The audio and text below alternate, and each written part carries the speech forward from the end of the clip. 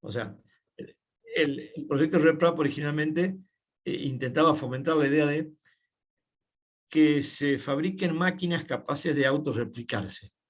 O sea, que yo con una máquina de impresora 3D pueda fabricar otra impresora 3D igual y que entonces le pueda enseñar a otra persona a usarla y él fabricarse su propia impresora y salir al mundo a fabricar otras impresoras. Una idea muy interesante desde lo filosófico. Pero después cuando se pusieron a ver las cosas, se dieron cuenta que, claro, la electrónica se puede fabricar con impresora 3D, sí, incluso hay impresoras 3D que fabrican los hilos conductores de una placa madre para que yo no tenga que andar soldando componentes, sino que pueda vincularlos dentro de un estrato de plástico. Pero la idea de que todo se haga con impresora 3D es hasta materialmente difícil y en algunos puntos imposible, porque una varilla de acero difícilmente la puede reemplazar por un eje hecho en plástico. Entonces, bueno, hay ciertos componentes que realmente no tiene sentido fabricarlo con impresora 3D, porque hay otras técnicas de fabricación. Fabricar una varilla de acero rectificado en un torno está perfectamente económico fabricarlo, lo puedo fabricar en cualquier lugar del mundo, cualquiera en cualquier lugar del mundo puede fabricar una varilla de acero de 8 milímetros y no hace falta tener una impresora 3D para hacerlo. Entonces, lo que originalmente era fabricar 100% la impresora, se terminó convirtiendo en compartir diseños de impresoras que se puedan fabricar la mayoría de los componentes con elementos fáciles de conocer en cualquier lugar del mundo. Y que las partes difíciles se fabriquen con la impresora 3D. Entonces se fabrican los acoples, se fabrican soportes, y muchas de las partes que son sometidas a alta temperatura son de metal, por supuesto, no son de impresora 3D, pero se comparten los planos, ¿no? Entonces el proyecto de RepRap es un hermoso proyecto. De aquí nacieron la mayoría de las impresoras 3D que conocemos en el mercado. O sea, si uno ve a RepRap Machines, aquí están la Prusa, la Coser, la Fisher, la Drawing, la Mendel, son la mayoría de los proyectos. ¿Y por qué se hacen distintos proyectos? Bueno, porque algunos se entusiasmaron y quisieron hacer la impresora más chiquita, otros la más portable, otros la más confiable, otros la más barata, otros porque les gustó la idea de hacer la Delta, otros porque querían que sea transportable. Bueno, cada uno armó y le fue aportando su impronta a las distintas máquinas, y normalmente el nombre de la máquina que le pusieron es el nombre del proyecto. Ahora, las máquinas que nosotros vemos hoy en el mercado, las Creality, las Ender, es lo más probable que son hijas de este proyecto, ¿no es cierto?, de la Prusa i3. ¿No? La Prusa i3 fue una máquina muy popular y que seguramente fue la madre de la mayoría de las máquinas chinas que tenemos hoy, con una marca propia, pero que en realidad nacieron de este proyecto, ¿no? Ahora, el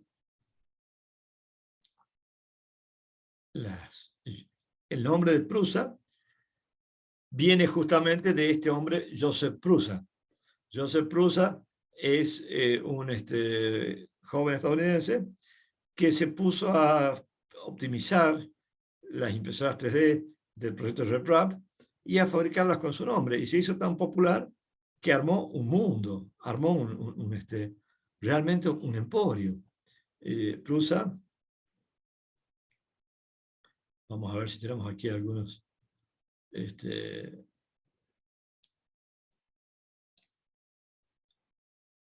Vamos a ver si ponemos en español.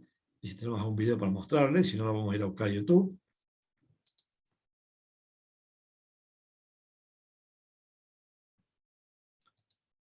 Esto fue cómo fue evolucionando la impresión 3D. Dice, el camino hacia las 100.000 impresoras Prusa. Whole 9th-floor factory occupied just by us. Our 410 employees, 2 huge warehouses, 6 filament lines, soon to be 13. Public hackerspace on the ground floor, and as of right now, over 100,000 original Prusa printers. 100.000 impresoras funcionando. And here's how it all started.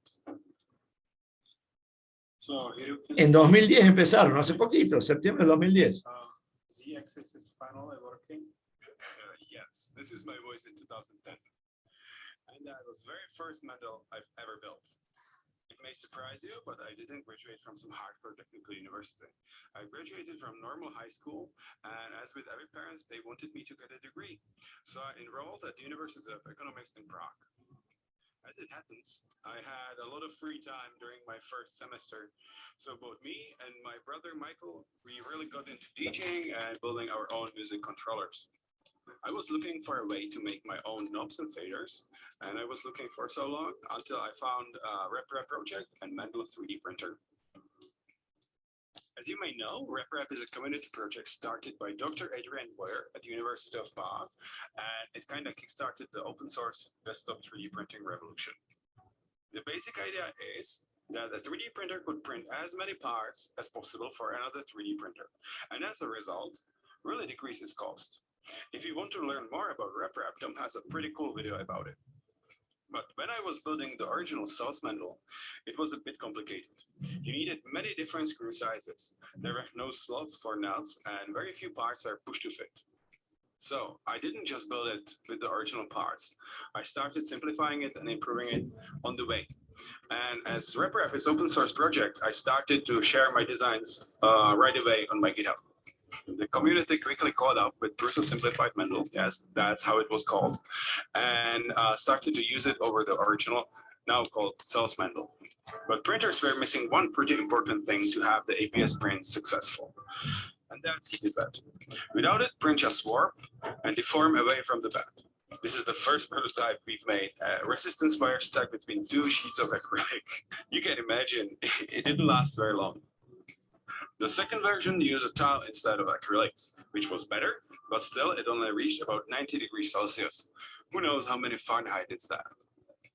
After nearly 6 months of work, the PCB heatbed Mark I was done, my first real product I've ever created. It had 20 by 20 centimeter heated area, and it could reach 110 degrees Celsius, more than enough for ABS and other high temperature plastics. I just checked, and you can still buy it today in its signature red color.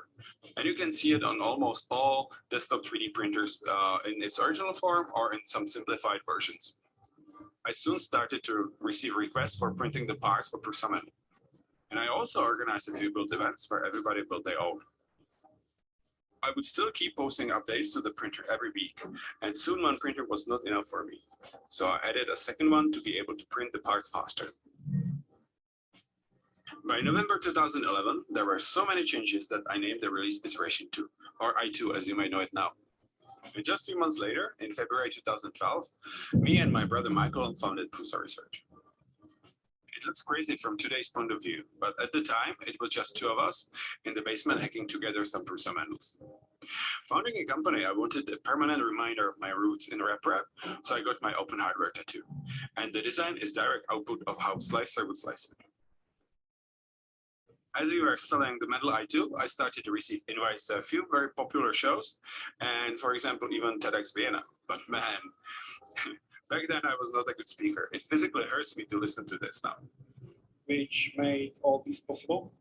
Actually, I will be speaking more about the 3D printing, but it's open source hardware project, so I guess it's okay. But jokes aside, these shows for sure really helped to kickstart the community in the early days when the general public had no idea what 3D printing is. And I was already working on the next iteration. Do you recognize it? This is the first ever print. I somehow guesstimated the Easters per millimeter and it worked out quite well. There are a few things I need to take care of. For example, this funky extruder mount is not optimal. Also, somehow electronics detached, but it's not a big deal. Sanguino can take a lot of stuff. So that was really the first print of the i3 design, which is now the most cloned design in the world. The wooden frame was quickly replaced with the metal one, and the whole design was quickly shaping up. By the way, did you notice the hot end? Turns out those were pretty expensive and difficult to get at the time, so I made my own. And I wasn't the only one with the problem, so I got a fair amount of orders for that hot end. Funny thing is, we didn't have any e-shop or anything like that. We just had our email and phone number on our webpage, and that's about it. So someone would just call us ordering a frame, we would pack it in a pizza box and send it to him. At the beginning of 2013, we started to ship the nozzles and frames worldwide. I also stopped being so damn nervous at my talks, so they became much more fun.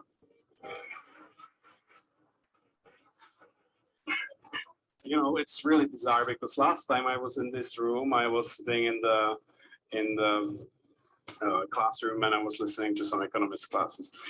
So it's really satisfying to show this here. But this one even changes color if you touch it, and later that year, in October 2013, we got our first employee, Hanka. Hi, Hanka. We got our print farm running, you know, the whole 5 printers. We gave them names, Stan, Kyle, Cartman, Kenny, and Butters. And by the way, you can see Kyle for yourself in front of the entrance to the Prusa Lab. But that's getting ahead of ourselves. Back to the Stone Age of 3D printing. The basement where we were had these street level windows, which was actually really great. We could pass the boxes to the delivery guys through the window without going all the way up. And remember that the i3 was running on 3mm filament and it didn't have any screen to control it. We would sell about 5 of these a week, and each Friday we'd do a seminar how to use it. In the spring of 2014, we finally moved from a basement to a flat just a few streets away, and I got my dog, Buddy. He became one of the symbols of the company. He's one of the bundled sample objects, and we even... Les puede resultar un poco extraño que yo les esté mostrando este video, pero yo creo que es interesante ver lo que la impresión 3D genera y lo nuevo que es esta tecnología. Este jovencito hasta ahora era un jovencito que tenía una empresita que tenía 5 maquinitas de impresión 3D y un empleado, y ya estábamos hablando del 2012 o 2015, una cosa así. 2012 creo que dijeron. O sea, no hace mucho. Y realmente todavía la impresión 3D no había explotado en el mundo.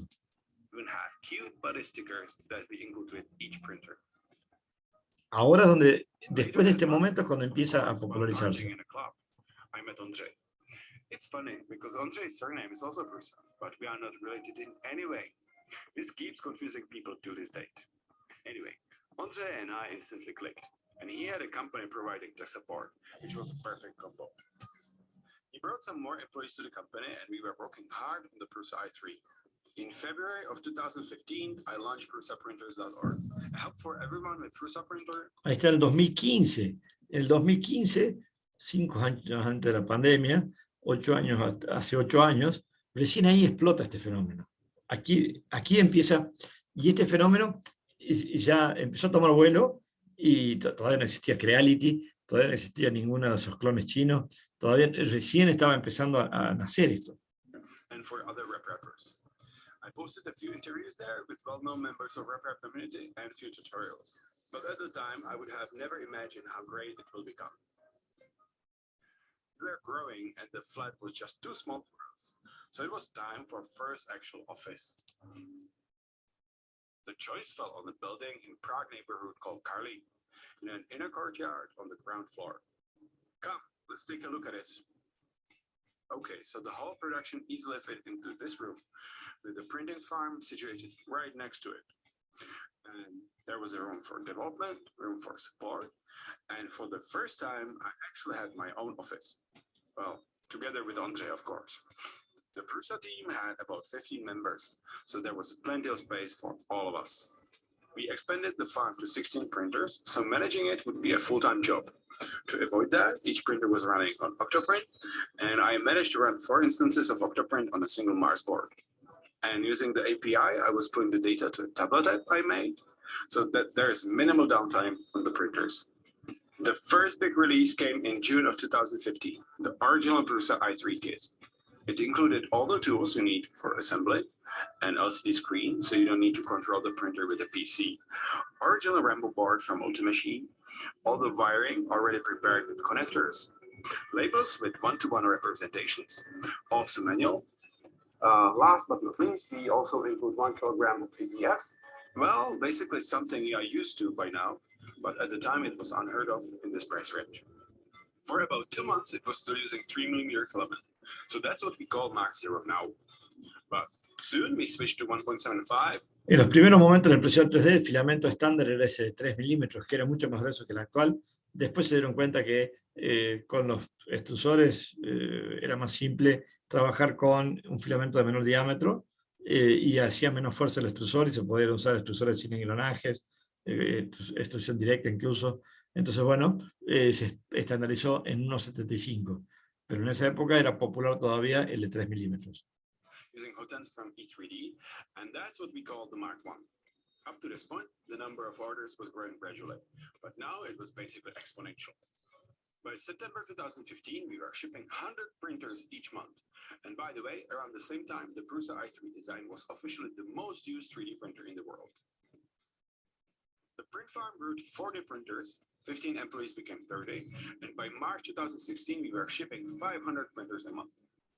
We were spreading and pushing other companies out of the building. Sorry, guys. The storage room was captured and the farm got more space. However, the big storm was just about to come. In May of 2016, we released the original Prusa i3 Mark II. En 2016, hace poquito. In the charts. Orders for the new Mark II suddenly flew up, and for our production, it was mostly about catching up with the numbers. There was 2 months waiting time, but still, the number of orders wasn't falling. We had to spread our production, our team expanded as well, and we occupied the whole ground floor and some adjacent space. As we improved the printer's firmware and hardware, we also had to push the slicer development or is it Slick 3R? Anyways, at a higher pace. As a result, in October 2016, we created our own fork, which is called Slicer Prusa Edition, with Wojta leading. Ese es el software. Había un software libre que hace lo mismo que hace el Cura, que es el Slicer, que después él hizo un fork, hizo una mejora de ese software libre y lo publicó también en software libre que se llama Prusa Slicer. Esa es una alternativa para el que no le guste usar el Cura. Es un software gratuito, está mejorando, cada vez es mejor, cada vez más usado, y está hecho por este grupo de gente. Era un proyecto de software libre hecho por un montón de gente y fue mejorado por el equipo de Prusa. The development team. By the Christmas of 2016, there was about 60 of us. Even though we had 3 printing farms, we just couldn't meet the orders. It was still not enough. Well, when talking about printing farms, it was about 100 3D printers, right? It's significant electricity consumption. And do you remember the flooding in 2002? No? Well, there was a huge flooding in Prague and Karlin was heavily hit. Since then, the electric network had not been stable in our building. Well, we had no idea about that. And what do you think happened when we plugged more than 100 printers at once? As you have guessed, we blew off the fuses. Even a single day of downtime is too much for us. We want to get the printers to all of you as soon as possible. So while the electrical wiring was being replaced, our production was running off a diesel generator. It looks crazy, but it worked. And we ended up using it for a whole month. We had to manage a bigger business, so we needed more people. Software and hardware developers joined the team. This is Alex. He's the mastermind behind many of our products like the Mark III or the multi-material upgrade, which we first released in May of 2017. And he has a thing for sheep. Nobody really knows why, but he just... Bueno, fue creciendo, pero lo que les quiero mostrar es quién es Joseph Prusa y les quiero adelantar el video para ver hasta dónde llegó. We have enough space for all the Haribo bears in the world. When we were starting out, we wanted to ship something extra as a thank you gift for the order. And maybe also to make the first customers a bit more tolerant to our small mistakes here and there. And we just sort of stick with it. Years go by and we are still doing it today. They are a great way to keep your energy levels high during the assembly. With about 160,000 packages that include them, that's 16 tons of Haribo bears shipped. Just to give you some scale, one pallet has 450 kilos on it. So 16 tons is the whole side of the pallet rack full of Haribos. Near the end of the year 2018, we had to expand the print farm even more to a whopping 500 printers. And we reached over 1,000 packages shipped per day, including printers, upgrades, filaments, and replacements. We ship them to over 160 countries around the world. To me, it's mind-blowing that you can zoom on almost any island in the middle of an ocean and really better than running for instances of Octoprint on Marsport. It may seem crazy, but even with 1,000 packages a day, we still test every single part. not just a sample from each delivery or each box. No, really, we test everything. This is the part of development that you don't get to see much. We create our own testing stations, and sometimes they are really fun, like this MMU tester that presses each of the buttons to see if they work.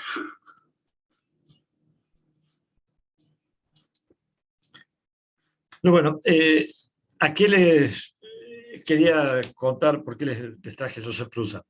Primero, porque es el origen de la popularización de la impresión 3D está mucho a la vuelta de este tipo de proyectos. Es lo que genera la sinergia y es increíble que una empresita fabricada por una persona, la clásica empresa que nació en un garaje, en tan poquito tiempo haya crecido en forma tan exponencial y que todavía tenga vigencia. Se pueden comprar todavía los kits de Prusa original y a veces cuestan $700, cuando una máquina china equivalente cuesta 170. ¿Pero qué diferencia tienen? Bueno, por un lado están los componentes probados, los hace con un poquito mejor de calidad, pero sobre todo porque tiene el carisma, tiene el significado de que estamos comprando un equipo apoyando la comunidad que le dio origen a todo esto. Entonces, a través de la web lo pueden seguir a Joseph Prusa y pueden ver cuáles son los proyectos en los que andan. Han mejorado mucho los sistemas de extrusión, han mejorado los cabezales, han hecho cabezales múltiples para varios materiales y tienen ahora mucha energía puesta en dos proyectos. Uno, mejorar el Prusa Slicer, que es el software para hacer laminado de Prusa. Por eso yo lo uso de vez en cuando y creo que en algún momento no muy lejano me voy a pasar definitivamente a él. Ahora lo uso alternativamente al Cura y al Prusa, pero creo que dentro de poco me voy a pasar definitivamente al Prusa Slicer. Primero porque es un software de comunidad.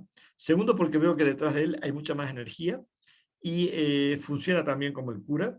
Y aparte ya no me está gustando que Cura haya lanzado hace unos meses la versión paga del Cura, porque ya me da a entender que en algún momento no muy lejano va a empezar a quitarle funcionalidad al Cura o las nuevas funcionalidades va a aparecer en la versión paga. Y entonces, la verdad que, ¿para qué voy a meterme en un camino de pagar un software cuando hay una comunidad que es la que dio origen a todo este mundo de impresión 3D, a que se popularice y que estoy usando desde hace mucho tiempo, como la comunidad RepRap, y que tiene su software, que es el Prusa Slicer? Entonces prefiero apoyar a la comunidad usando el software de Prusa. Y después, la otra tecnología que Prusa está avanzando mucho es la impresión 3D de resina. Han largado ahora una impresora 3D de resina y están tratando también de incursionar en las máquinas de resina. Y también tienen su máquina de fabricación de filamentos, ¿no? Fabricación de filamentos que ya después en algún momento les puedo mostrar que es muy interesante. Voy a ver si encuentro ahora la máquina de filamentos de Prusa.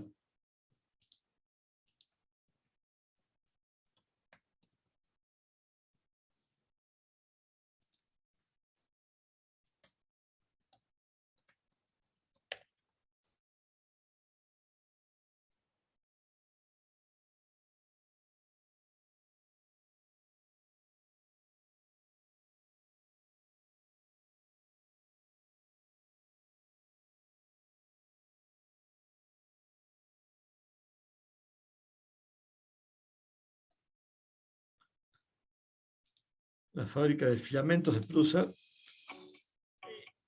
es interesante porque nos da una idea de la importancia del diámetro. O sea, a veces nosotros minimizamos los problemas que nos puede acarrear una falla en el diámetro de los filamentos, ¿no?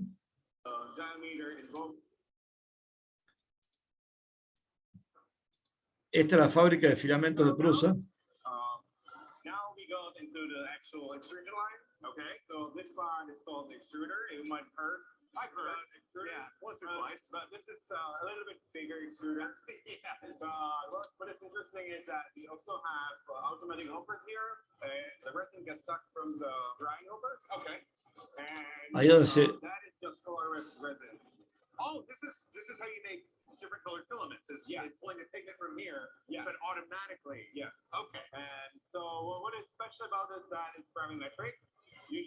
That means that it sucks the master mesh in, right, and it weighs it precisely down to 1/10 of the gram. Oh, to make the mix perfect. So when we make the recipe, it's always the same. Oh, this way the spool 1 and spool 10 are the same color. Yeah, Got it. yeah. Oh, and there it is right there. There's the filament. And this is our first filling tank, which is actually quite warm. When the filament exits the extruder, you don't want to shock it with super cool water because Esto es importante porque, digamos, aquí en Argentina hay varias fábricas de filamento, pero ninguna tiene el control de diámetro tan preciso como tiene esta gente, ¿tá? Es más, aquí en Argentina había fábricas de filamento que fabricaban filamentos y no tenían un control de diámetro automático. O sea, después de hacer la mezcla del filamento, de derretirlo, pasa por estas máquinas que le dan un shock de frío para que se enfríe rápidamente y después pasa a una máquina que lo estira y lo mide para determinar exactamente el diámetro y la ovalización. Y si está fuera de diámetro, por supuesto, lo saca de la línea. to deform. Oh, so by having it not being super cold at the beginning, you're gradually decreasing the temperature. Yeah, that is the point. So we have 2 cooling tanks with each of the lines. Okay. So this is the warm one, and we are slowly getting to the cool one. And you can see that the warm one has water condensate on the cover, Right. but the cool one doesn't. Oh. Oh, wow. Yeah. What is this right here? So it is. These parts are for getting the water of the filament. Ah. Yeah. But what is interesting is that even during the water cooling process, the filament doesn't absorb any moisture. Oh, is it because of the time? It's not that they're long enough? Yeah, it's not there long enough, and as it's hot, it gets out. Okay. O sea, si bien lo enfrían con agua, dice, es tan rápido el proceso que no llega a absorber el agua del filamento, después hay que secarlo para que no quede el agua remanente. Producing the same color. Y después hacen un chequeo del color para estar seguro de que el color que sale de todos los lotes de fabricación es el mismo. We can check that it's exactly matching our recipe. And here after that is the laser. We check the diameter from 2 sides at 90 degrees. Yeah, like that. Y ahí tienen una medición láser del diámetro en varios sentidos, To check the diameter. But it's not y después pasa por una maquinita que lo estira para cambiarle el diámetro para llevarlo al diámetro preciso. a lot of lag, so it's rotating at constant speed. Right. But the puller can pull faster, and it will make the filament thinner or slower, and it will make the filament lighter. And this is automatic. Yeah, always closed loop system with PID. And now we are going to the accumulator. This looks cool. Yeah, what this is good for when you finish spooling one of the spools, and you want to start doing another one. So you cut the filament, but it will be flying out. So instead of the filament flying out, this just, it looks like it expands like Yeah. 40. Yeah, and it can hold up to 60 meters. So you have basically 1.5 minutes to start the new spool. And when you start the new spool, it just winds faster, and this gets closer together. Okay. After that, it's just winding the spool, and these are actually the spools. Cardboard core. Yeah. So we just make the standard spools wider, so it can hold 2 kilos for the farm. Okay. And as I said, the farm, yeah, in this room there are 2 lines, and you can see. Y ahí se mide el diámetro máximo, mínimo, el color, la tensión de la máquina. O sea, digo,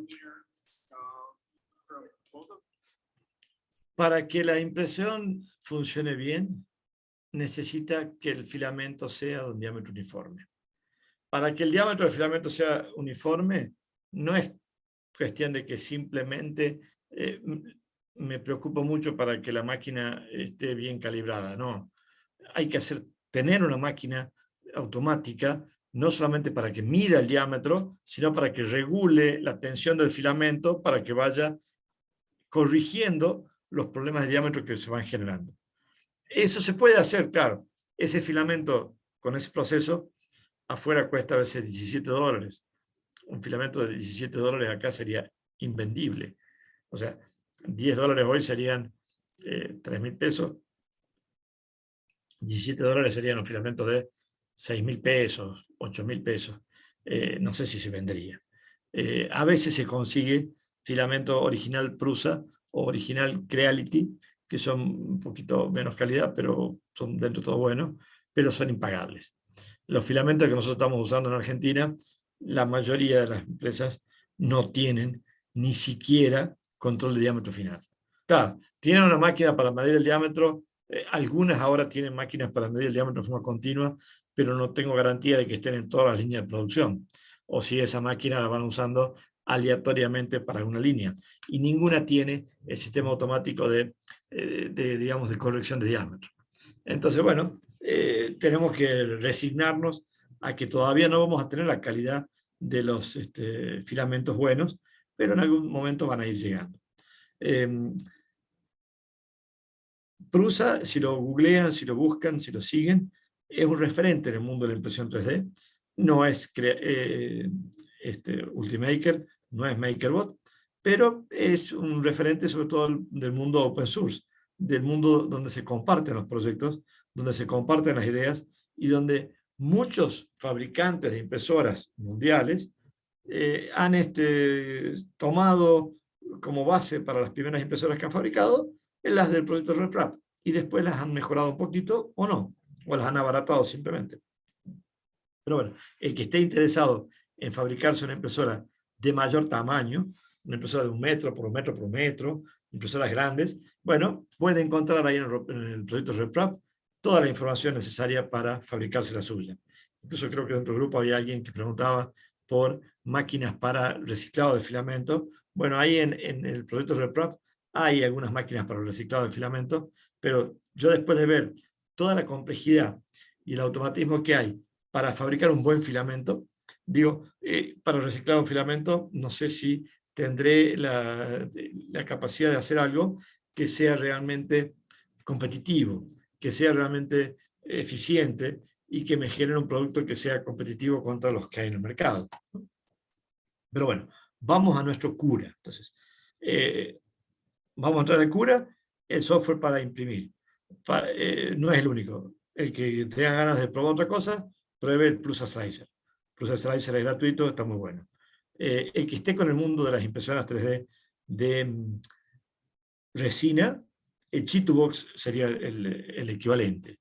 El que esté en el mundo de la impresora de resina, hay un software que no es el software del Prusa, sino se llama Chitubox.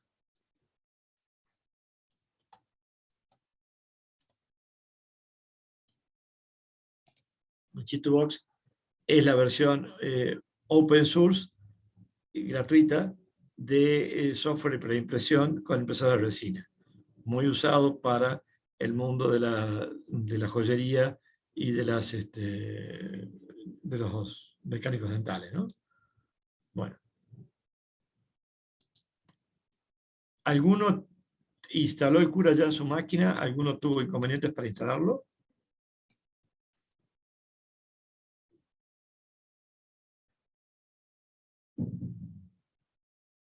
¿Todos pudieron instalarlo, pudieron descargarlo, el Cura?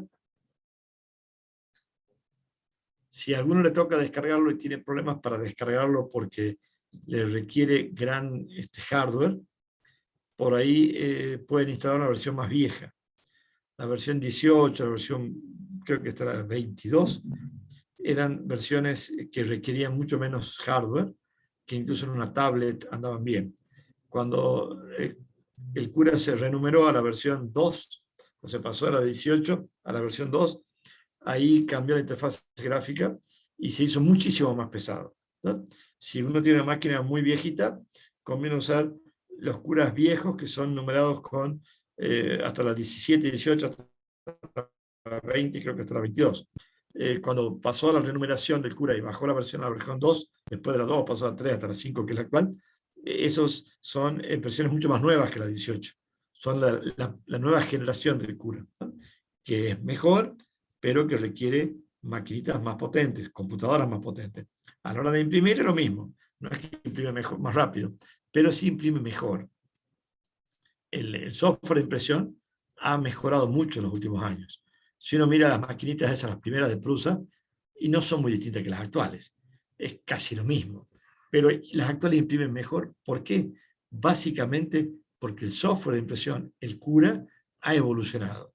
En una máquina vieja, yo uso el Cura nuevo y imprime mucho mejor que hace 5 años. Pero porque el software de impresión genera patrones de movimiento muchísimo más refinados que antes, ¿no? El secreto está en el slicer. El software que tiene la máquina, el software que va, firmware, el software que va dentro de la máquina, es muy simple. Ese no evoluciona prácticamente. El Marlin, el más conocido, ese no tiene mucho secreto. Pero el software que define cuál es el patrón de movimiento que hay que hacer, a qué velocidad, cuál es la temperatura, cuál es el impulso que hay que dar cuando arranca el cabezal, cuando frena para que en la curva no se acumule material. Ahí está el secreto de la impresión y ahí el Cura realmente ha mejorado muchísimo, ¿no? Entonces, cuando yo abro el Cura, yo ahí estoy compartiendo mi pantalla del Cura, la primera cosa que tengo que hacer es definir para qué máquina voy a generar, para qué impresora voy a generar el archivo. En teoría, yo debería definir la máquina exacta del fabricante. A ver, yo voy a agregar una impresora, por ejemplo, el otro día en el grupo alguien preguntó la impresora, la Overload Pro. A veces uno no encuentra la impresora. A ver si yo agrego la impresora fuera de red, a ver si me aparece la Overload Pro.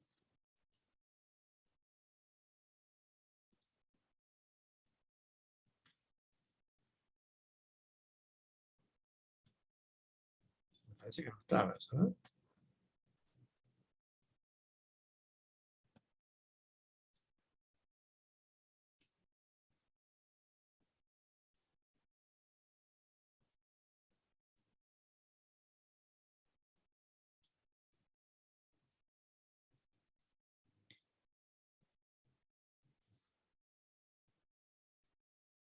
No me acuerdo cuál era el fabricante de esa máquina.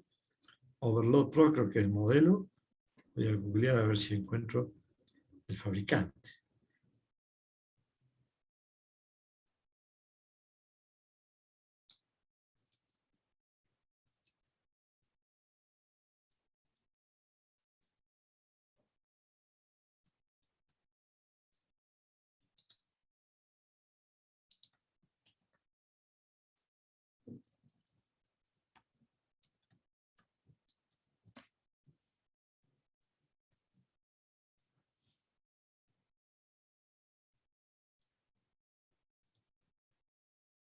DF Robot dice que es la marca.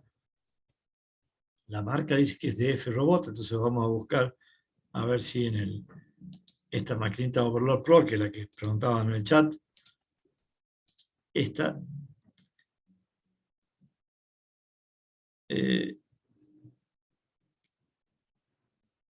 es de DF Robot.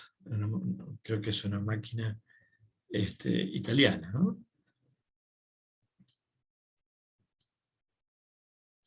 Vamos a ver si es que ponemos configurarla esa, a ver si aparece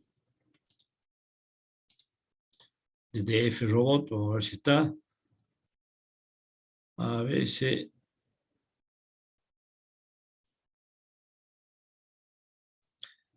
DF Robot no está. No está esa exactamente. Entonces lo que podemos hacer es cargar una máquina genérica. Si no encontramos el modelo exacto, hay uno que dice generic, no está, generic.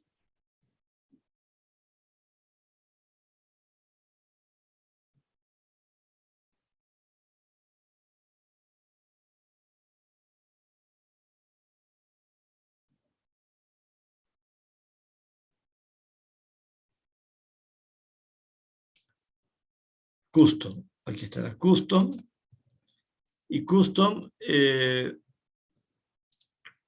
FF Printer, le pongo el nombre, lo que sea, mi impresora, Overlord Pro. La agrego a la máquina y ahí la configuro, ¿no? Si ¿qué le pongo, qué le tengo que poner? Bueno, le tengo que poner el tipo de impresora. En este caso, si sería una impresora elíptica porque es una impresora que no es rectangular. Le tendría que decir el volumen de impresión que tiene, el alto, el ancho y la profundidad. Si tiene máquina calentada, plataforma calentada, si tiene un volumen de impresión calentado, que en este caso la Pro tiene las dos cosas. Y bueno, y podría personalizar incluso el código que va al inicio y al final. Si el fabricante de la impresora me da un perfil, lo mejor sería usar el perfil del fabricante, ¿no? Pero bueno, si el fabricante no me da un perfil, tengo que hacer, como hice recién, definir un custom printer. Y si no, tendré que buscar el perfil más adecuado, ¿no?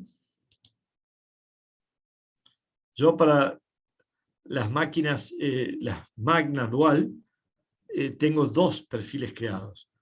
Porque para las máquinas Dual, yo tengo creado una impresora con la definición de la máquina para un cabezal y otra con el doble cabezal. Porque es más complejo cuando lo usamos con doble cabezal, porque hay que hacer algunos procesos de limpieza que tiene que hacer la máquina cada vez que inicia, que cuando uso con un solo extrusor no hace falta. Entonces, cuando tengo una máquina con doble extrusión, como la Magna 230, como la Magna 2300, yo defino en mi software dos modelos de impresora distintos. Uno la Hellbot, Magna 2, Hellbot, a ver, FGH. Hellbot, la Magna 230, la que no dice nada, sería para usarla con un solo cabezal con el extrusor izquierdo. Y la que dice dual, cuando la quiero usar con dos extrusores. Entonces yo creo dos impresoras, a pesar de que tenga físicamente una. Cuando necesito imprimir con un solo extrusor, uso el perfil de la impresora con un solo extrusor. Cuando necesito imprimir con los dos, uso la doble. Si yo quisiera, podría definir solamente el perfil doble y ahí elegir un solo material, sí, pero igual haría algunos procesos de limpieza con los dos extrusores antes de empezar a imprimir y al final, y eso lo haría un poquito más lento e incluso tendría una probabilidad que se tape ahí cuando hace el proceso de intercambio de filamento. Entonces lo más simple, si voy a usar siempre un solo extrusor, tener, o la mayoría de las veces un solo extrusor, tener dos perfiles de impresión. Cuando necesito usar un extrusor uso un perfil, cuando necesito usar dos uso el otro perfil.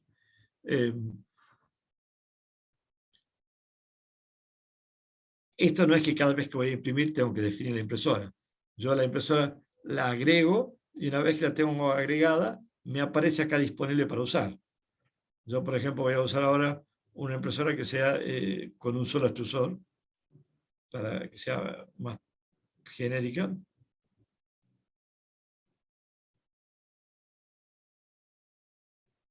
A ver, vamos a tratar con la Magna 1, no, porque ya es viejita.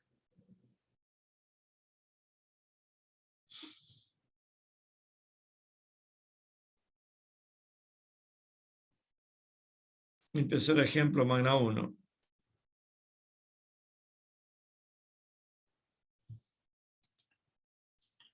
No quiero... bueno, voy a dar de alta una nueva. No quiero usar alguna de las impresoras que ya tengo definidas porque ya están dando bien y yo en este curso voy a empezar a cambiar parámetros y no quiero que se me arme el lío. Entonces voy a agregar una impresora fuera de red, una impresora Hellbot, Magna 2300, pero simple.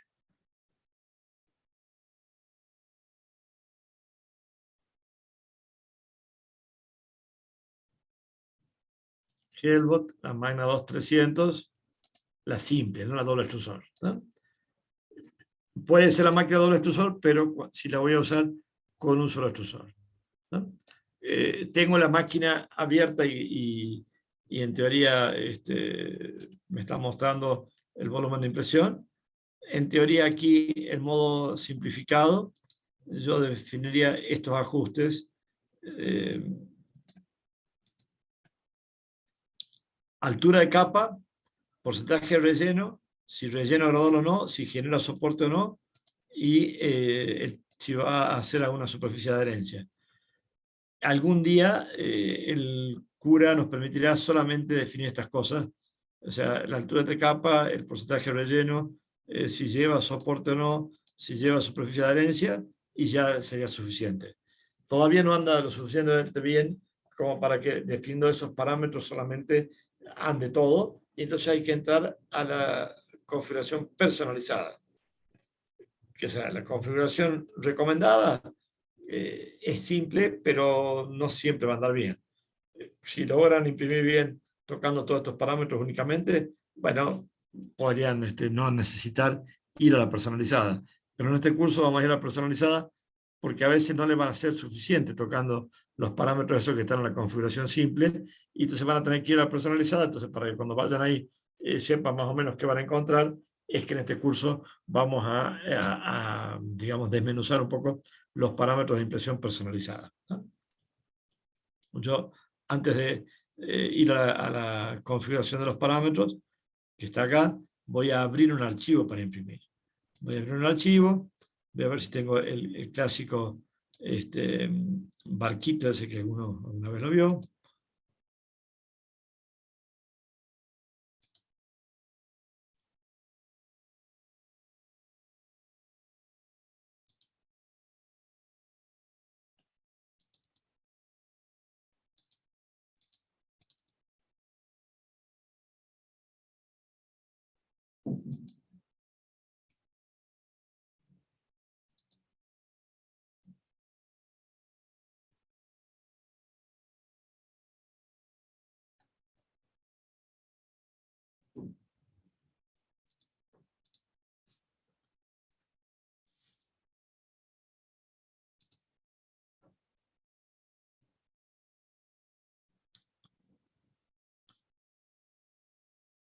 Vamos a ver acá.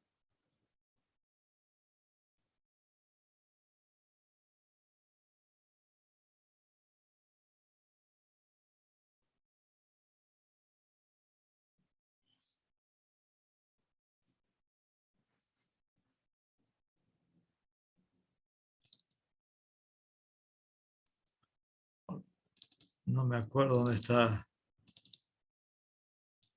Vamos a intentar, vamos a ver si podemos imprimir este cosito de acá. No, vamos a intentar imprimir esa navecita. Bueno, esa navecita está fácil, porque esa navecita no requeriría soporte. No, está muy simple, no requiere soporte, no me va a servir. Voy a buscar algún archivo que sí requiera soporte.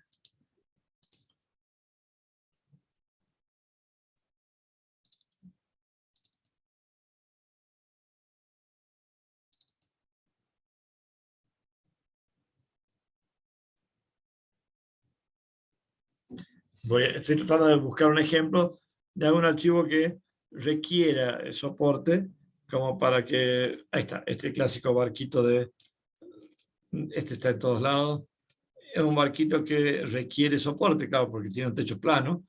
Ese techo plano va a requerir la fabricación de soporte, tiene una curva esta abajo de la quilla esa, que también va a requerir tal vez algún tipo de soporte, pero que también se lo puede imprimir sin soporte y a veces anda bien, si la impresora está bien calibrada, ¿no? Pero bueno, tenemos este archivo para imprimir, ¿no? Si vemos este archivo en preparar, lo estoy viendo al diseño. Si lo pongo en vista previa, estaría viendo el proceso de impresión. Pero en este caso está en color gris la vista previa, porque todavía no se ha hecho el proceso de segmentación. Cuando yo le pongo acá el botón azul, segmentación, ahí la máquina va a calcular, si es que puede, cuál sería el patrón de movimiento adecuado para cada capa, para construir este archivo por capas, y si logra calcularlo, lo va a poder visualizar. Entonces, yo le puse segmentación, demoró un ratito, y ahora me dice, esta impresión demora 2 horas 31 minutos, va a chupar 14 gramos de filamento, 4 metros de filamento, y lo puedo mirar ahora capa por capa cómo se iría construyendo. O sea, según la máquina, este proceso de impresión demoraría 2 horas, y aquí lo puedo mirar capa por capa. Esta es la capa 1, aquí a la derecha puedo mirarlo capa por capa, y me muestra cómo sería el proceso de fabricación de esto. Si yo le pongo guardar en disco a este proceso de impresión, lo genera en un archivo que es un .gcode, y lo puedo cargar en la máquina y fabricarlo. Ahora, este archivo que yo generé, lo generé para una impresora dada, la que yo elegí, en este caso una impresora Magna 2300, porque yo elegí acá las Magna 2300, pero con ciertos parámetros de impresión, que es lo que tengo que ver. Si yo cambio los parámetros de impresión, va a cambiar el tiempo y va a cambiar la calidad. O sea, yo tengo un archivo, tengo una impresora, ahora le tengo que definir los parámetros, y de ahí me generará el modelo con distinta calidad y con distinto tiempo de impresión.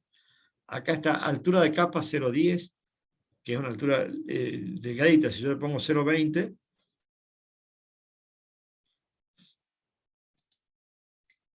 le pongo que segmente, lo que antes demoraba 2 horas y media, seguramente ahora demorará mucho menos. 1 hora 16. Ahora, si voy a la vista previa, seguramente, claro, ya se ve que hay cosas un poco más grotescas. Hay mayor cantidad de escalones.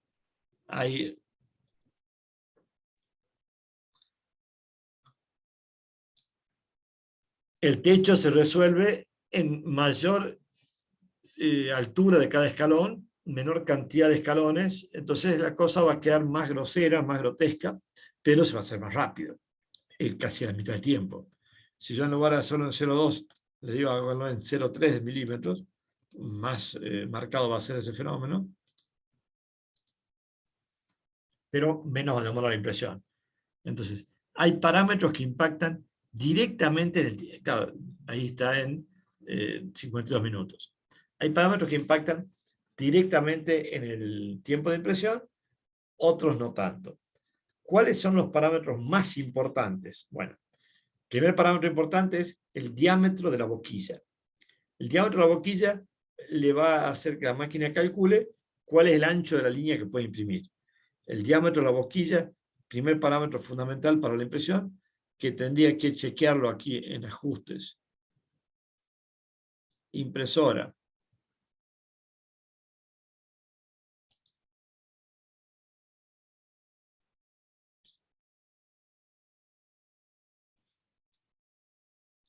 Administrar impresoras. Ahí tendría que ir a ajuste de la máquina, en extruder 1, el extrusor, el diámetro de la boquilla. El diámetro de la boquilla está en 0,4 milímetros, que es el diámetro normal de las boquillas que vienen en la mayoría de las máquinas, y es el diámetro más habitual. Ahora algunos fanáticos dicen que vamos a ir a estandarizar prácticamente la boquilla 0,3, que la boquilla 0,4 casi que está obsoleta, que hay que aumentar la calidad, a pesar de que sea más lento. Pero bueno, hoy todavía lo estándar es imprimir con 0,4. ¿En qué afecta el diámetro de la boquilla? Bueno, si yo le pongo una boquilla 0,4, en teoría el chorrito de material que sale es de 0,4 de diámetro.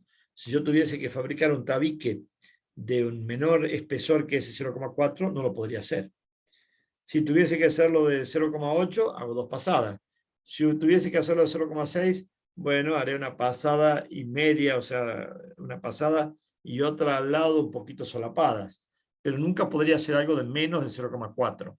O sea, la primera limitación del diámetro de la boquilla es que eso me establece cuál es la definición mínima del espesor que puedo fabricar.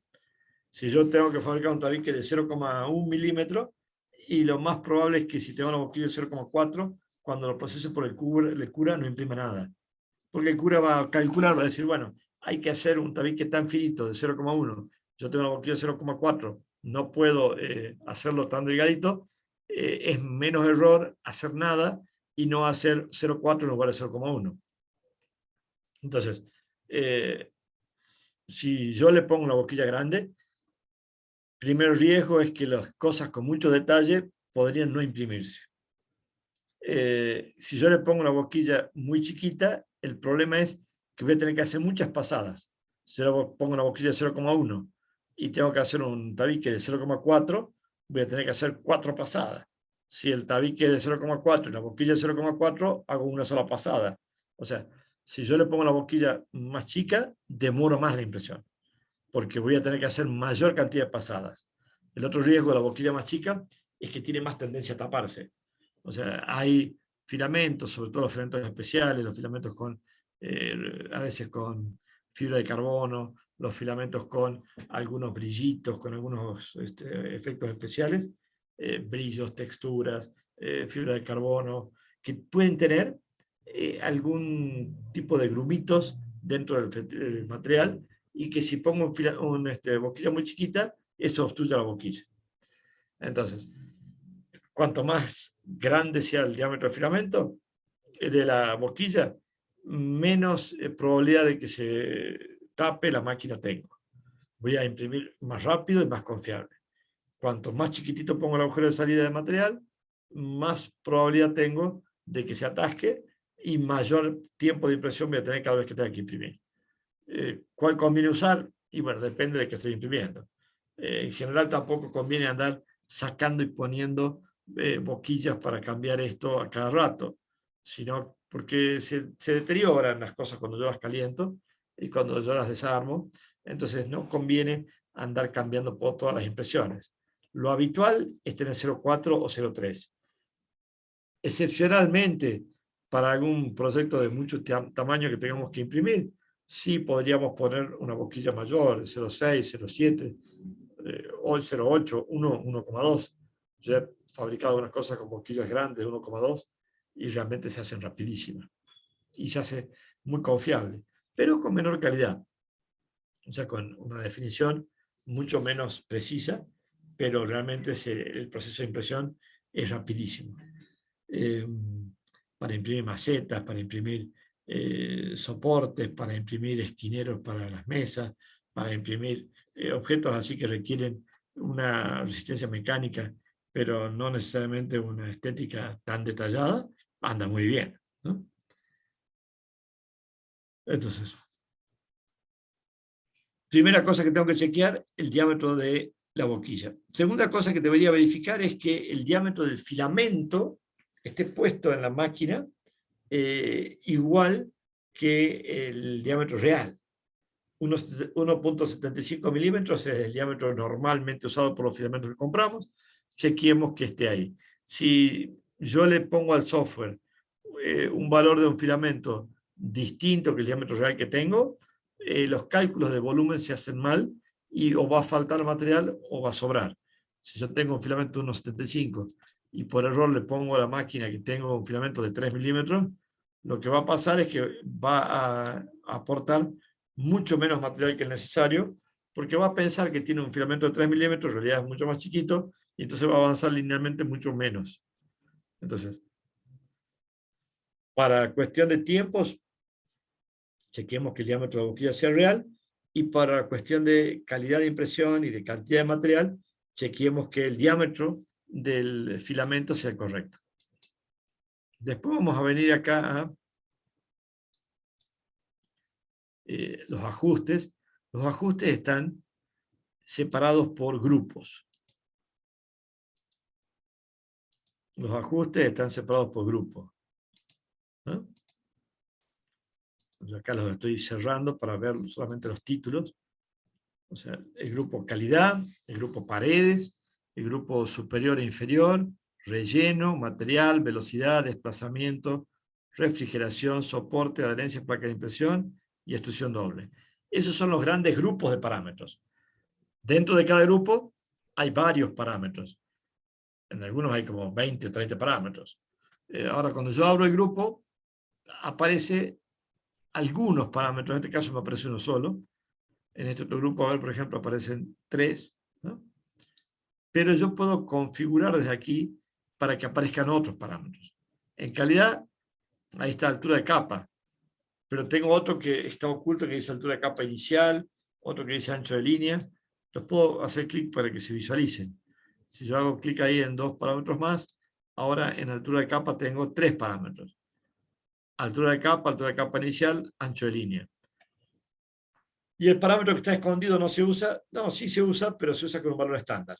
O sea, los parámetros que yo no estoy viendo, la máquina calcula automáticamente el valor y no me lo muestra, para no confundirme, para que no tenga que andar pensando en tantos parámetros tan poco importantes. Pero si yo quisiera, si encuentro algún video o alguna cosa que dice que hay un parámetro que hay que tocar, que es la altura de capa inicial, que hace que se pegue o no se pegue el material bien, y no lo tengo visible, lo puedo poner visible como hice recién, ¿no? En principio, aquí desde esa pantallita se controla la visibilidad, y si ustedes se fijan, hay como niveles de indentación. Cuando están más a la derecha, se supone que son parámetros más secundarios. Si yo los pongo todos visibles, se van a modificar desde esta pantalla todos los parámetros que puse visible. Lo normal es que aparezcan algunos parámetros, yo voy a ir a recomendado, disculpen, voy a ir acá a calidad.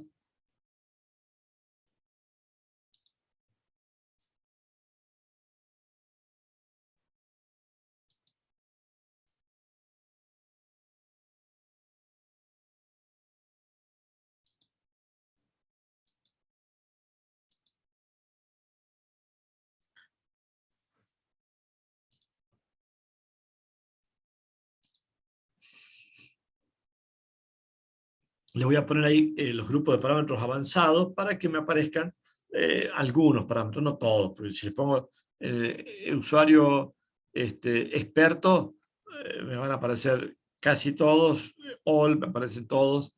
Yo voy a poner usuario avanzado y después si quiero le hago un retoque. Bueno, entonces, en calidad tengo altura de capa inicial, ancho de línea pared, ancho de línea pared exterior, ancho de línea pared interior, ancho de línea superior e inferior, ancho de línea relleno, ancho de línea capa inicial. El más importante es la altura de capa. La altura de capa debería ser el 0,8%, el 80% del diámetro del filamento, del diámetro de la boquilla. Si tengo la boquilla de 0,4, una altura de capa razonable sería 0,3. Más o menos 0,3, 0,35 podría ser la altura de capa para una boquilla de 0,4. Si yo le pongo una altura de capa más chica, se aumenta mucho el tiempo de impresión y mejora un poco la calidad. Pero si yo quisiera óptima calidad, debería ir menor diámetro de boquilla y menor altura de capa. Si yo no tengo ganas de andar cambiando la boquilla y quiero tener mejor calidad, podría bajar la altura de capa para mejorar la calidad, sí, pero llega un punto donde, por más que lo hago más chiquito, no mejora tanto la calidad hasta que no disminuye el diámetro de la boquilla. Yo le voy a poner 0,1 o 0,15, que es casi 0,10, 0,10 casi lo mínimo de altura de capa que puedo lograr con una máquina normal. Ahora, después hay una altura de capa inicial. O sea, la altura de capa 0,10 sería cada cuánto va a cortar la pieza, cada feta. Pero la primera capa normalmente la hace más gruesita para que se pueda imprimir más fácil.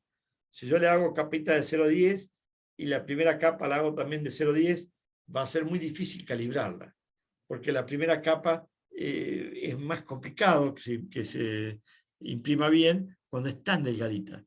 Entonces, para facilitar la adherencia a la primera capa, normalmente usamos una primera capa de una altura entre 0,20 y 0,30, que es una altura gruesita y ayuda a que se adhiera y que no haya problema. Si yo le pongo la primera capa finita, voy a tener que hacer mucho más esfuerzo para calibrarlo, ¿no? El ancho de la línea Puedo ponerlo o no, pero normalmente la máquina lo pone de forma automática con el mismo diámetro de la boquilla. El diámetro de la boquilla establece de qué diámetro va a ser el chorrito que va a salir, y cuando ese chorrito se desplace va a generar una línea que, si lo hace capa por capa, va a terminar siendo un tabique. Ese ancho de línea podría yo ponerle que va a ser un diámetro menor que el real, sí, pero eso me va a generar superposiciones. O sea, yo le podría poner que mi línea quiero que sea 0,3 o 0,2 y mi boquilla real es de 0,4, va a andar, pero la máquina va a terminar superponiendo una capa con otra. Va a ser más lento, pero va a ser un poquito mejor calidad que si tiene el diámetro de la línea igual que el diámetro de la boquilla. Ahora, al revés no funciona. Si yo tengo una boquilla de 0,4 y le pongo un ancho de línea de 0,5 o de 0,6, lo que hace la máquina es, hace una línea 0,4, vuelve, hace otra, y la distancia entre los dos ejes de línea es 0,6, y no se unen. O sea, si yo le pongo en el parámetro ancho de línea un valor mayor que el valor real del diámetro de la boquilla, me termina apareciendo una pieza con un montón de hilitos que no se unen. Que ustedes cuando lo ven, es más, algunos lo hacen adrede porque les gusta ese efecto que genera, que es una pieza que está construida con un montón de hilitos y se llegan a ver los hilitos, ¿no?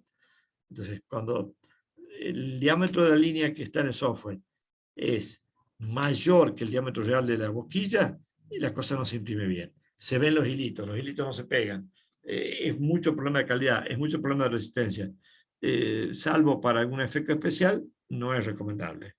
Lo recomendable es que el diámetro de la línea de software sea el mismo que el diámetro de la boquilla, o eventualmente un diámetro menor, pero nunca mayor.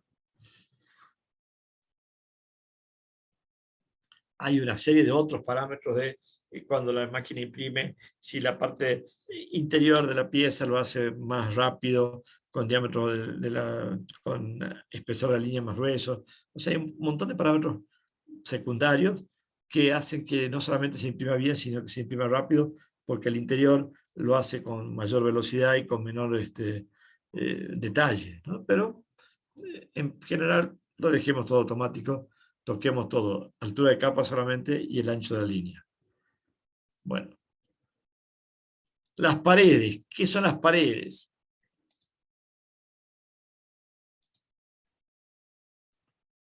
Si yo voy a imprimir este objeto, si este objeto fuese 100% macizo, no habría paredes, todo sería pared, todo sería o objeto o aire.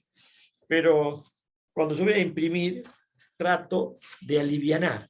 No es obligatorio alivianar, pero trato de hacerlo para hacer las cosas más rápido y para evitar usar tanto material.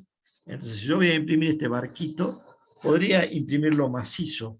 O sea, así como lo estoy viendo, todo lo que es plástico, que sea plástico 100% relleno. Pero no es lo habitual. Lo habitual es que si yo voy a imprimir ese barquito, el casco del barco, por ejemplo, lo que está debajo de lo que sería la cubierta del barco y la parte inferior, lo puedo hacer alivianado. Porque si no se va a dar cuenta la gente, en lugar de hacer todo ese casco 100% relleno, lo vamos a poner que se haga alivianado, con aire. O sea que no, entonces, ahora cuando yo lo veo a la impresión,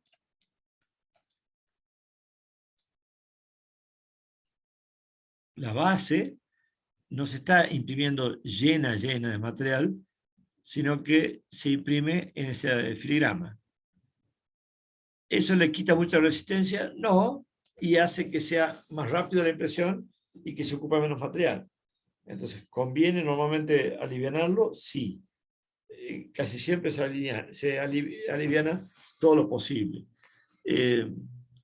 Entonces, hay un parámetro que es el relleno,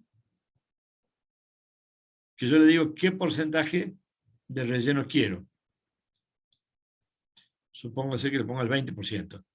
O sea, le estoy diciendo, en el interior del material, donde no tenga contacto con el exterior de la pieza, no la haga maciza, hágala con 20% de material y 80% de aire. Eso va a acelerar la impresión, va a ahorrar material.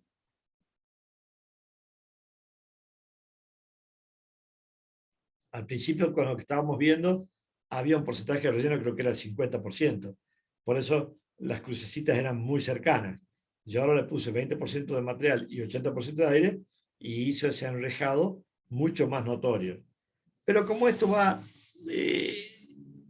exteriormente relleno 100%, tal vez no se llega a ver. Claro, se va a ver mientras voy construyendo. Pero una vez que esté construido, se supone que arriba de esta pieza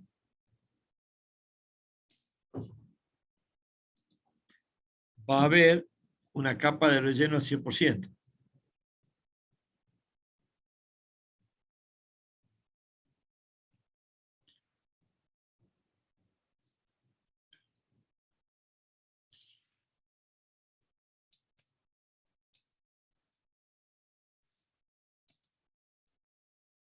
Aquí estoy mostrando, a ver.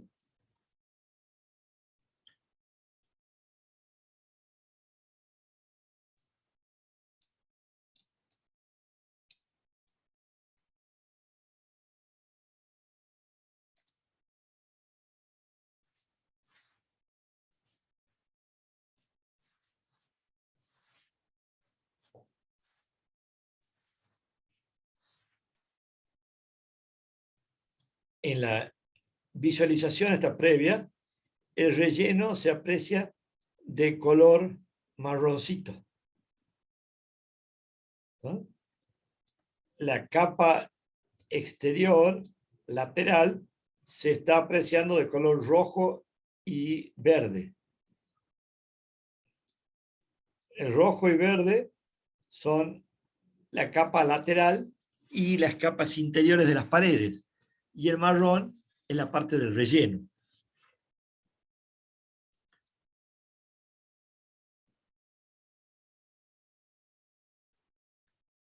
La definición de las paredes, justamente el espesor de la pared te va a definir cuántas pasadas va a tener que hacer por cada pared.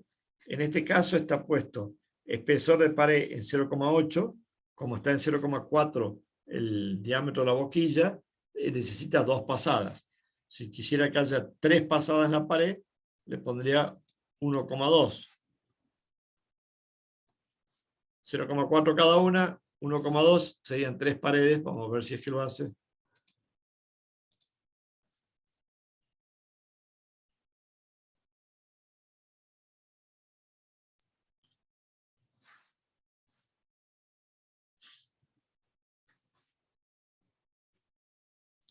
Entonces ahí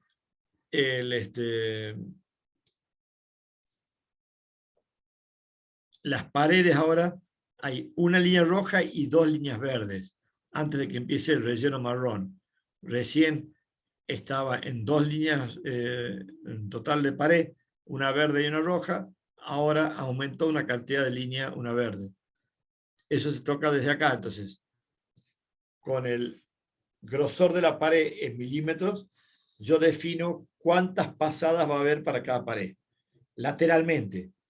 Después están la tapa superior y la tapa inferior, que serían las capas que hay arriba y las capas que hay abajo, que separan la pieza del aire, ¿no? Si yo le llegase a poner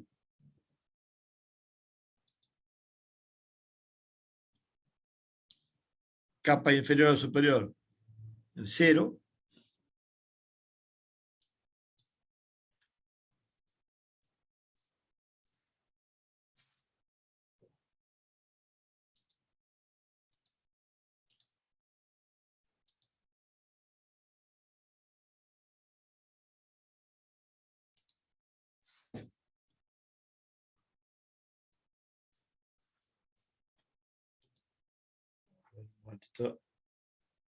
un momentito, por favor, ya estoy acá. Entonces, el tema de los parámetros de impresión, la altura de capa, lo más importante, define la calidad. El ancho de las paredes va a definir también la calidad, pero sobre todo la resistencia. porque claro, si la pieza la vamos a separar entre zona interior y zona de relleno, interior y cáscara, cuanto más gruesa sea la cáscara, más dura va a ser la pieza. Pero también más tiempo va a tardar en imprimirse. Normalmente trabajamos con ancho de las paredes 2 o 3 pasadas de impresión. O sea, si yo tengo una boquilla de 0,4, es lógico que tenga una pared de 0,8 o de 1,2. O sea, 2 o 3 anchos de la pared. Si mi boquilla es de 0,4, tengo un ancho de línea 0,4, es lógico que el ancho de la pared sea de 0,8, o sea, 2 pasadas, o 1,2, o sea, 3 pasadas. ¿Más que eso es necesario? Normalmente no. Si quiero más resistencia, le pondría 1,2 de ancho de pared y un relleno mayor. O sea, después de la pared que es 100% maciza, viene el área interior de la pieza. El área interior de la pieza está esponjosa, no está maciza. Tiene un porcentaje de material y un porcentaje de aire. Yo defino en el parámetro de relleno qué porcentaje va a tener de material. 20% de relleno, 20% de relleno, o sea, 20% de material y 80% de aire. 30% de relleno sería 30% de material y 70% de aire. Normalmente, cuando estemos buscando una pieza estética, o sea, un muñequito, una figura, un algo que no va a ser sometido a esfuerzo físico o mecánico fuerte, un relleno del 10-15% anda bien. Ahí le puse el 30%, ustedes fíjense que es muy denso, ¿no? Ahora, si quiero óptima calidad, tal vez un 20 o 30% mejor. ¿Por qué? Porque esta mayor densidad de relleno va a hacer que en la capa superior no haya ondulaciones. Si yo tengo un relleno muy escaso, los tabiques esos de relleno van a estar muy espaciados, y entonces cuando haya que poner la tapa en el tabique se va a notar un poquito una ondulación. Entonces sí, la óptima calidad sería con un relleno del 30 al 40 para arriba, pero es usual para bajar tiempos de impresión trabajar con rellenos del 20%. Relleno del 100% van a generar una pieza maciza. Yo le pongo relleno 100%, y genera un patrón de movimiento distinto y una pieza totalmente maciza. ¿Se usa? Sí, a veces, pero tiene su riesgo. Porque cuando yo pongo relleno 100%, si hubiese un exceso de material, porque el material que trajo el fabricante viene distinto que el real, viene con un diámetro un poquito mayor y hay un exceso de material, ese exceso de material no va a tener dónde ir. Porque claro, si hay un relleno, va a terminar ocupando un poquito más del espacio de aire, y entonces yo le puse relleno al 80%, pero había un poquito de sobra de material y terminará la pieza con un relleno del 85% y no pasa nada. Pero si yo le puse relleno del 100 y hay un poquito de exceso de material, ese exceso de material no tiene hacia dónde irse y termina saliendo como imperfecciones exteriores. Entonces normalmente no ponemos relleno al 100% porque las imperfecciones por exceso de material se hacen visibles al exterior de la pieza. Un relleno del 90% es prácticamente lo mismo que el 100% y no tiene ese problema, ¿no? Entonces, ahora, para una pieza estética como esta, un relleno del 20% debería ser suficiente. Vimos las paredes, yo acabo de saltear. Las paredes es cuántas líneas van en el exterior, que la puedo definir en cantidad de líneas, o en el diámetro es lo mismo, ¿no? O le pongo la cantidad de líneas. Si le pongo 4 líneas, sería lo mismo que haberle puesto 1,6 en diámetro. Yo puedo expresarlo en líneas o lo puedo expresar en cantidad espesor en milímetros. Superior e inferior, son las tapas superiores e inferiores de la pieza, qué tamaño van a poner. Aquí se me han puesto en grisecito porque yo había puesto relleno al 100%. Cuando si le pongo relleno al 20%,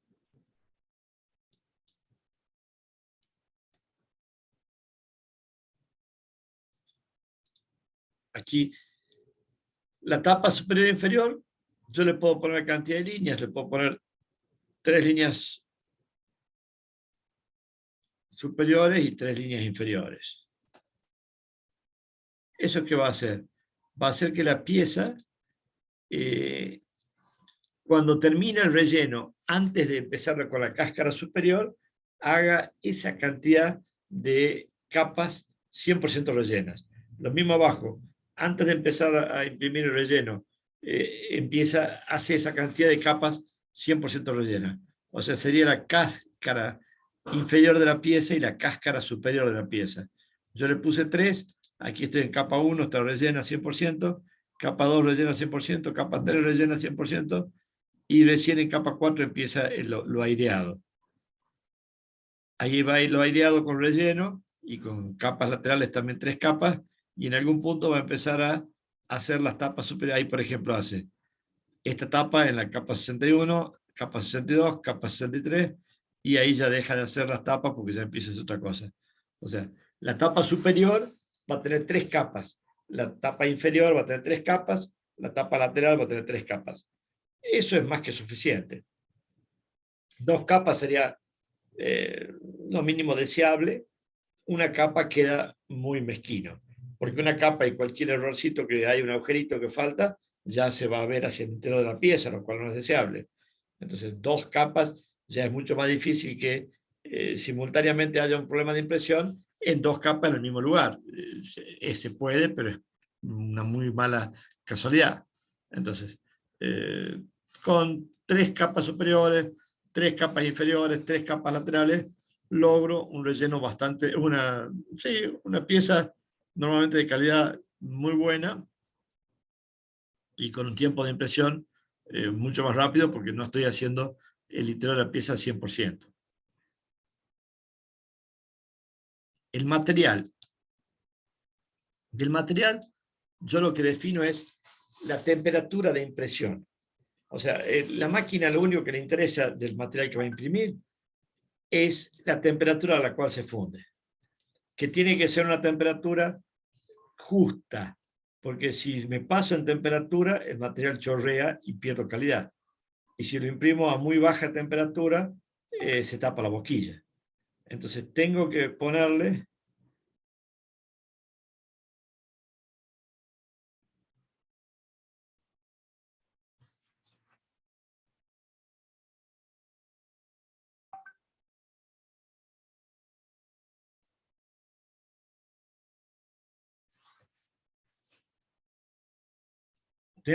la temperatura justa. Si yo me paso de temperatura, lo que voy a hacer es voy a obtener una pieza más dura, pero a la vez voy a tener una pieza con menor detalle de terminación. Si yo le pongo poca temperatura, normalmente voy a obtener la óptima calidad a la vista, pero un poquito menor de resistencia. Y si me voy muy abajo de temperatura, voy a llegar a un punto donde se va a tapar la máquina, ¿no? Normalmente para el PLA, las temperaturas de impresión recomendadas son entre 185 grados y 215, 220, pero depende también de la marca y del lote y del color del filamento que estoy usando. Cada marca tiene sus temperaturas, el rango de temperaturas de trabajo. Normalmente vienen impresas ahí en el rollo cuando lo compramos, pero yo no le hago mucho caso a eso, sino más bien me llevo por la experiencia previa con esa marca en esa impresora. Las impresoras no todas están calibradas de igual manera los sensores de temperatura, entonces por ahí un filamento en una impresora anda bien a 210 y en otra impresora ese mismo filamento lo tengo que imprimir a 200. No están bien calibrados, o a veces también la medición se hace en distintos puntos, y a mí lo que me interesa es la temperatura a la cual sale el filamento de la boquilla y no la temperatura que está el filamento o que está la boquilla. ¿Está? Entonces,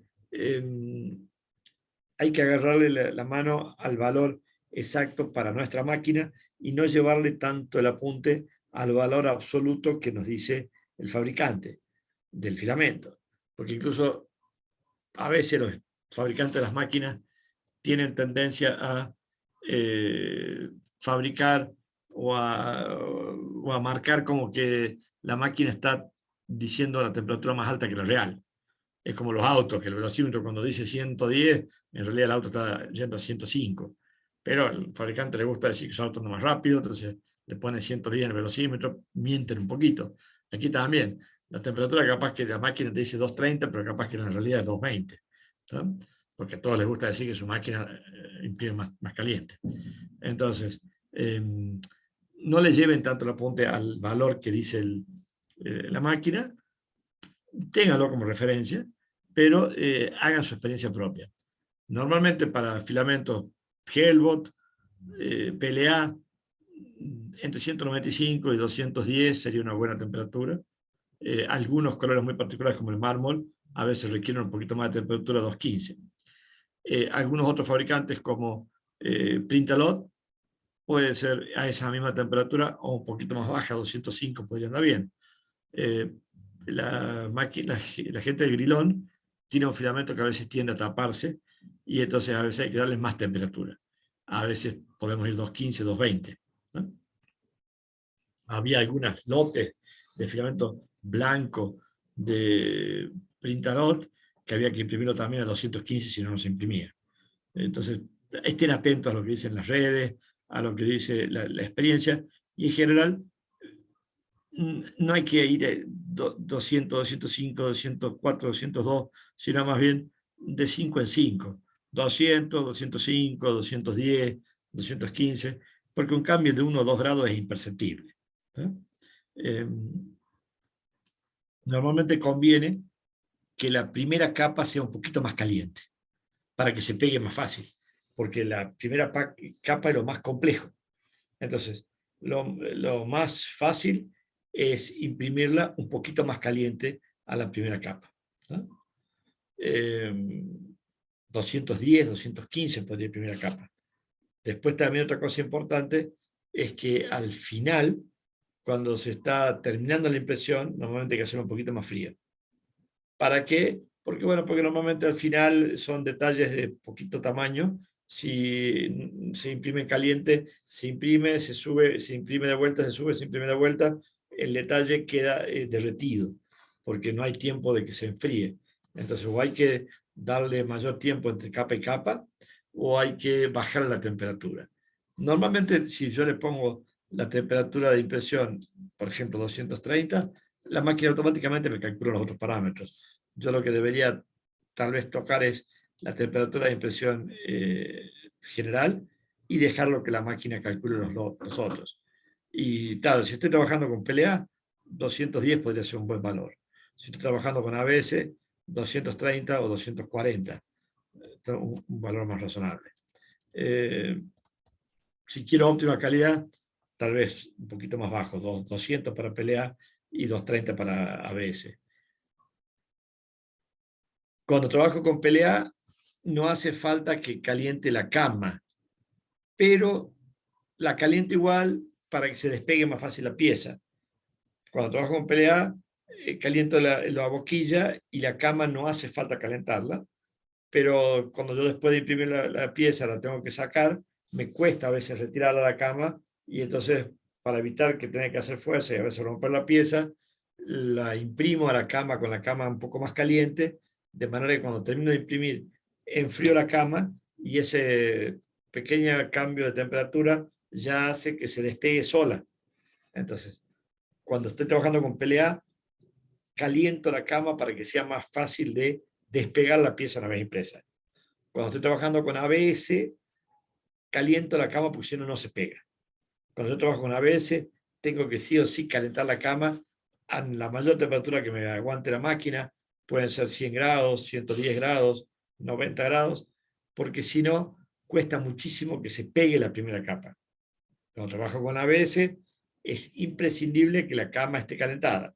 Cuando trabajo con PLA, es opcional, pero es deseable que se caliente para que se pueda despegar.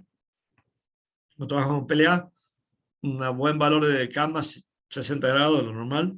Si sigo teniendo problemas para despegar la pieza, puedo poner 70, puedo poner 80 grados, no hay problema. ¿Qué problema hay si yo le pongo 100 grados al PLA?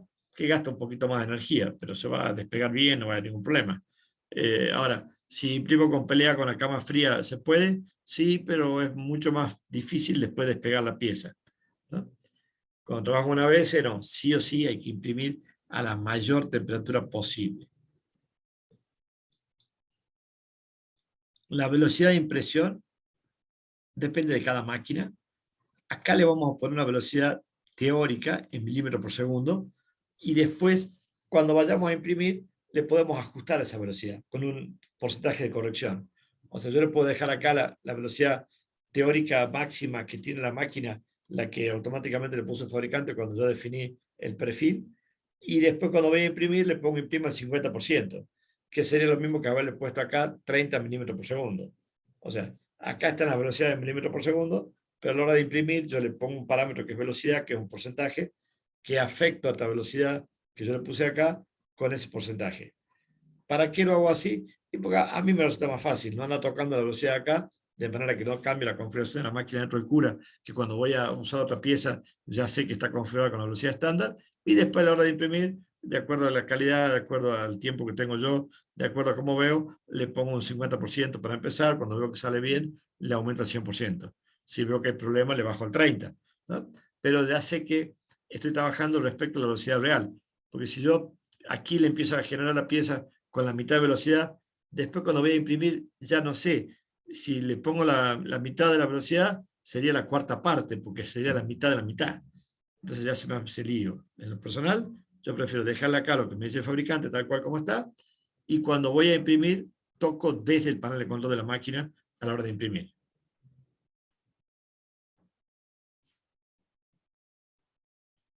Hay muchas velocidades. Está la velocidad de la capa exterior, la capa inferior, el desplazamiento. Si ustedes le tocan la de arriba, se modifica todas las otras en cascada. En general, yo le dejo la que viene con el fabricante, como les digo, y no le toco ninguna.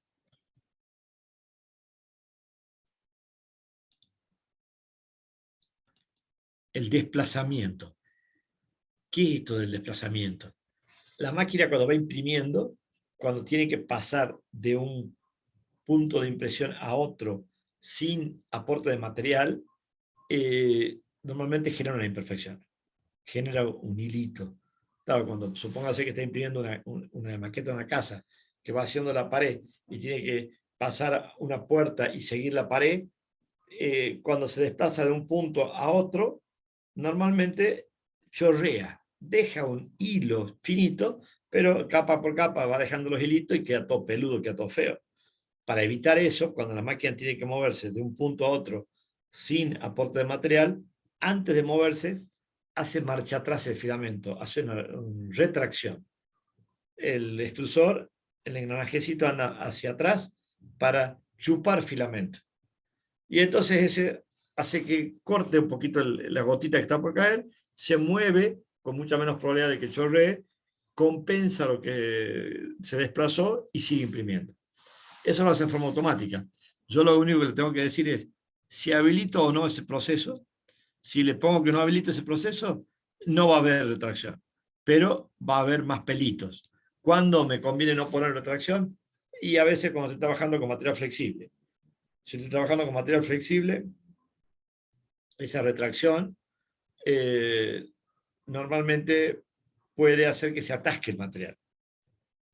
El material flexible, cuando empuja, no tiene la capacidad de transmitir el esfuerzo, entonces se dobla el filamento y se termina obstruyendo en los tubitos de teflón. Entonces conviene hacerlo que se mueva suavemente, de a poquito, pero no que para adelante, para atrás, para adelante, para atrás, para adelante, para atrás, como hay con la retracción, porque ahí se traba. Entonces, salvo cuando estoy trabajando con material flexible, el resto se le pondría siempre habilitada la retracción. ¿Y qué valor le pongo de retracción? Le pongo el valor de que me da la máquina, que cuántos milímetros de retracción y la velocidad de retracción. Porque eso sí depende de cada máquina. Y ahí sí, eso depende del largo del filamento, del tubito de teflón. Las máquinas con extrusión directa tienen una retracción mucho más baja. En lugar de 6 milímetros, capaz que es 2 milímetros. Las máquinas con un mayor recorrido, que tienen como las Artillery, o esas que tienen el cabezal muy lejos del extrusor, tienen que tener mayor retracción. Cuando tengo el fenómeno ese de los pelitos visibles en la impresión, para resolverlo debería aumentar la retracción. ¿Por qué puede pasar eso? Y bueno, porque capaz que se me afloja un poquito uno de estos raccord, y que son las piecitas de acople entre el tubo de teflón y el extrusor o el hot end, y me genera un poquito de juego, y entonces, por más que haga la retracción, hace una retracción, está comiendo del juego, pero no está haciendo que se chupe el filamento. Entonces, si yo veo que hay pelitos en la impresión, los podría ir a resolver cambiando los raccords, cambiando el tubito de teflón, quitando cualquier juego que haya, o aumentándole la retracción, lo compenso, ¿no?